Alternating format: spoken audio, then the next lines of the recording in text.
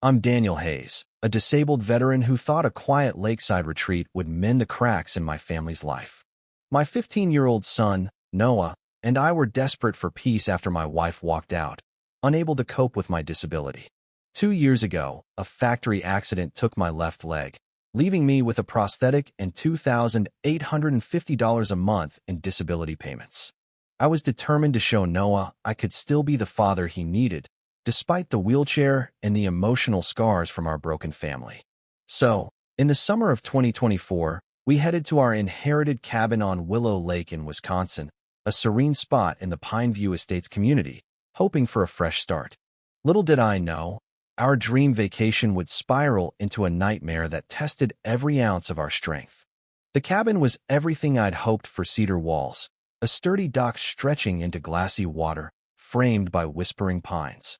Our first day was pure magic. Noah and I took the kayak out, his laughter echoing across the lake, a sound I hadn't heard since the divorce tore us apart. He splashed me, grinning like the kid he used to be, and for a moment, I felt like a good dad again.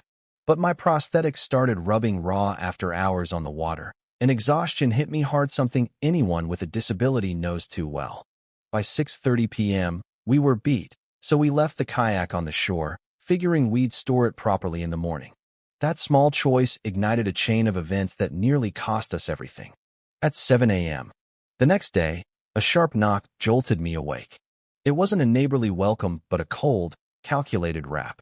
Margaret Ellison, the HOA president, stood at my door, clipboard in hand, her polished smile masking something darker. "Mr. Hayes," she said, her voice clipped, "I'm afraid you've violated our rules." She handed me a $100 fine for leaving the kayak out past 6 p.m. $100?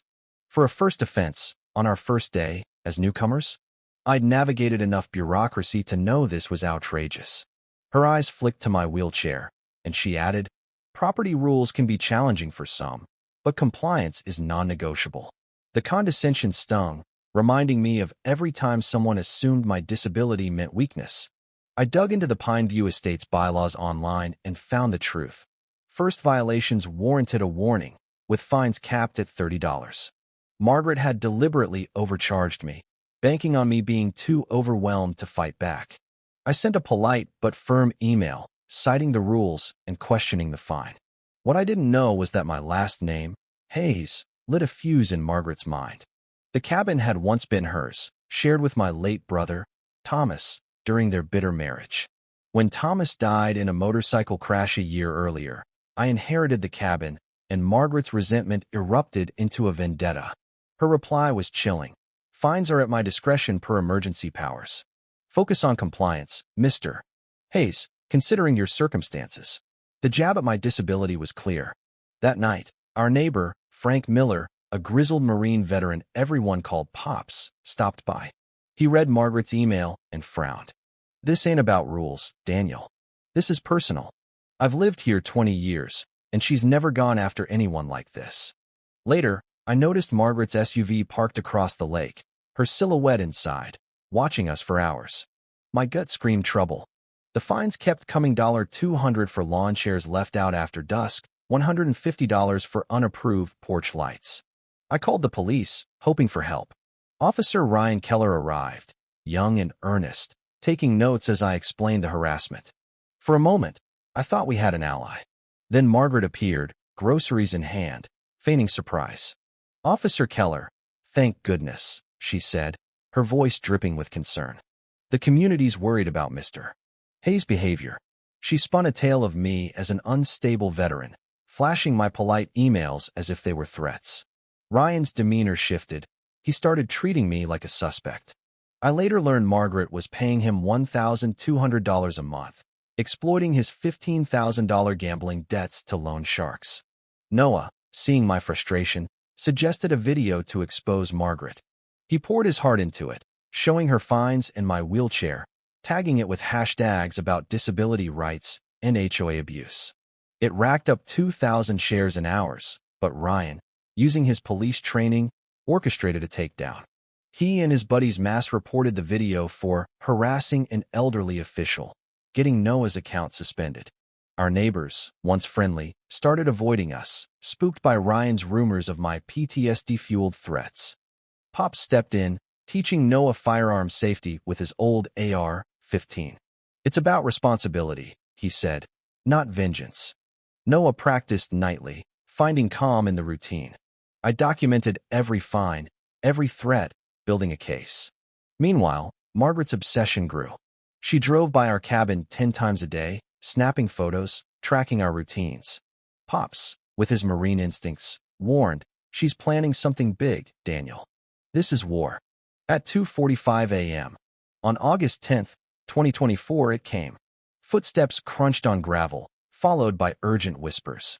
A violent pounding shook our door. Margaret, in stolen police gear, and Ryan, flashing his badge, burst in. "Search warrant. Weapons violation," Ryan bellowed.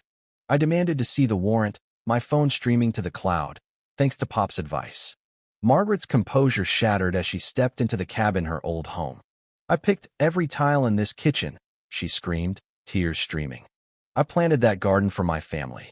Her rage turned to me. "You, in your wheelchair, get this handed to you while I lost everything."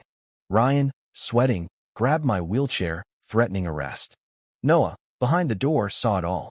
When Margaret lunged for his rifle, screaming, "You don't deserve to protect him," Noah fired a warning shot into the ceiling. The bang froze them. Margaret clutched her shoulder, grazed by debris, and collapsed, shrieking about murder. Ryan's face drained as he realized our cameras caught everything. Pops rushed in, recording, his voice cutting through the chaos. "Stay calm, Daniel. Keep filming. Noah, weapon down, but stay sharp." My 911 call was steady despite my pounding heart. "This is Daniel Hayes. Home invasion in progress. My son fired in self-defense." Everything's recorded. Pop's footage and our cloud backups were ironclad. Ryan left behind fake warrant papers, sealing their fate. Detective Laura Bennett, an internal affairs veteran, arrived and recognized Margaret from a Florida case. "You're supposed to be gone," she said, piecing together Margaret's history of targeting vulnerable homeowners. The fallout was swift.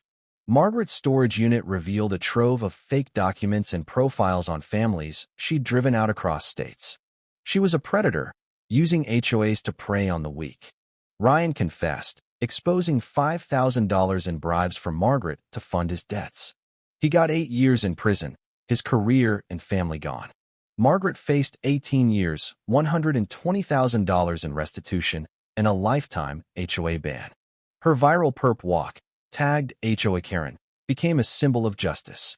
Our $250,000 lawsuit victory funded cabin accessibility upgrades and Noah's college fund for law school, focusing on civil rights. We bought Margaret's foreclosed home, turning it into a haven for disabled veterans. I became an advocate, testifying for HOA reform. Noah's confidence soared, his anxiety replaced by purpose. Pops launched a nonprofit for harassment victims. The Hayes Family Protection Act passed, and our case set legal precedents for disability rights. Sitting on our dock, watching the sunset, Noah asked, "Dad, what did we learn?" I paused. "Evil bets on silence, son. But love and loyalty are unstoppable."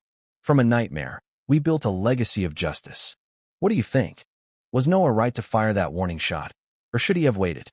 Should Margaret's mental breakdown excuse her crimes? Drop your thoughts below. Hit that like button if this story gripped you. And subscribe for more tales of ordinary people fighting back. Where are you reading from?